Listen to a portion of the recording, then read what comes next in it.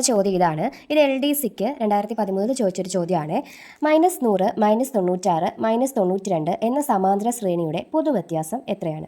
അപ്പം നമുക്കറിയാം, ഒരു സമാന്തര ശ്രേണിയുടെ അടുത്തടുത്തുള്ള രണ്ട് സംഖ്യകൾ തമ്മിലുള്ള വ്യത്യാസം എന്താണ്? തുല്യമാണ്. ഓക്കെ, അപ്പം ഒരു പദത്തിൽ നിന്ന്, അതായത് രണ്ടാമത്തെ പദത്തിൽ നിന്നും ഒന്നാമത്തെ പദം നമുക്ക് കുറച്ച് കഴിഞ്ഞാൽ ആ സംഖ്യയെ സമാന്തര ശ്രേണിയുടെ പൊതുവ്യത്യാസം എന്ന് പറയാൻ പറ്റും. അപ്പം രണ്ടാമത്തെ പദത്തിൽ നിന്നും ഒന്നാമത്തെ പദം കുറയ്ക്കുമ്പോൾ നമുക്ക് എന്ത് കിട്ടും? പൊതുവ്യത്യാസം കിട്ടും. അപ്പം നമുക്ക് എന്താണ് ഇപ്പോൾ ഇവിടെ കണ്ടുപിടിക്കേണ്ടത്? പൊതുവ്യത്യാസം തന്നെയാണ്. അപ്പോൾ പൊതുവ്യത്യാസം എത്രയാണ്?